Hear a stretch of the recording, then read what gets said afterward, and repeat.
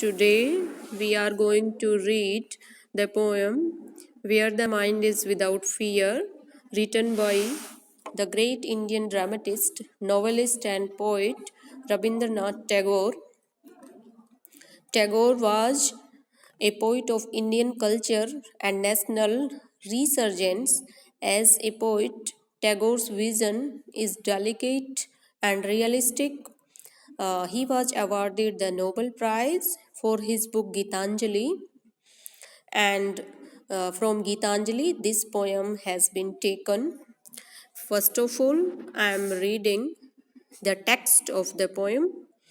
Where the mind is without fear and the head is held high, where knowledge is free, where the world has not been broken up into fragments by narrow domestic walls, where words come out from the depth of truth, where tireless striving stretches its arms towards perfection, where the clear stream of reason has not lost its way into the dreary desert sand of dead habit, where the mind is led forward by thee into ever widening thought and action, into that heaven of freedom, my Father, let my country awake.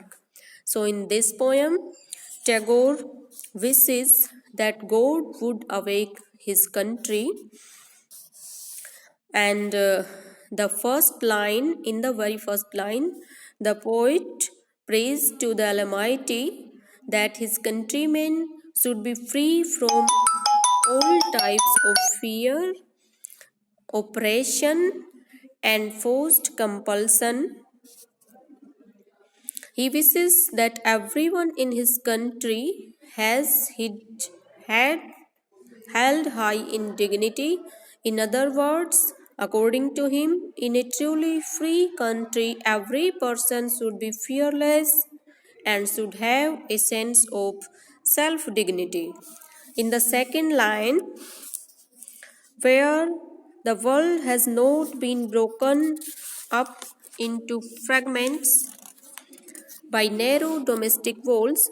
In the second line of where the mind is without fear, the poet dreams of a nation where knowledge would be free. There would be no foundations of any type on people, on Indians. Education shouldn't be restricted to the upper class only, but everybody should be allowed to acquire knowledge. There should be no restriction of any type and on any class regarding knowledge. Not only that, the children should learn freely from the nature and the world around them. They should not be forced to memorize some predetermined lessons. In other words, there should not be rote learning, and this is Tagore's typical concept of education. Now we are going forward with line 3 and 4, where the world has not been broken up into fragments by narrow domestic walls. Here, the poet wants to say that the unity of his countrymen is not essential, but along with the unity of his countrymen, the unity of entire world is needed. He wants to say that there should be no division among people on the basis of caste, creed, color, religion, or other baseless superstitions. We must free up our minds of baseless superstitions. Prejudices and superstitions shouldn't divide people in groups and break their unity. Thus, Rabindranath Tagore wants to say that people should live peacefully and without any type of separation in India. Now, line 5 and line 6 come, where words come out from the depth of truth. And in line 5 of where the mind is without fear. Tagore wants a nation where people live with truth, they speak truth, and they hear truth. They shouldn't be superficial, and words should come out from the depth of their hearts. They should not tell lies, and where tireless striving stretches its arms towards perfection. This is the sixth line of Where the Mind is Without Fear. Thus, in the sixth line of the poem, the poet wants everyone to work hard, whether it be the children or the parents or the students or the workers or any type of professionals, to reach their goal. And in the long run, to reach perfection, we must be perfect in every action of ours. He thinks they shouldn't be tired by working. People shouldn't be lazy and they shouldn't ignore their works. They should be worked tirelessly and to perfection. In line 7 and 8, Tagore says, the text I am reading, where the clear stream of reason has not lost its way into the dreary desert sand of dead habits. In this line, Tagore says that reason should avail, we should follow reason, Indians should follow reason, and they should act based on reason. The poet compares reason or logical thinking to a clear stream, and in the next line compares dead habits or superstitious beliefs to a dreary desert. He wants the stream of reason not to lose its way into the desert of prejudices. We should free our minds from the prejudices in our heart.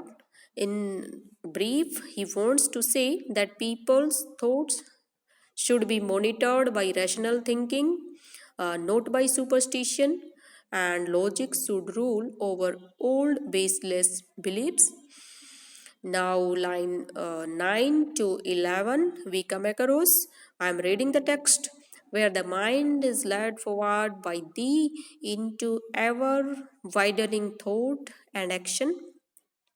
In line 9 and 10, the poet wishes his countrymen to be progressive and broad minded, and he prays to God to lead his countrymen, to lead Indians into their thoughts and actions.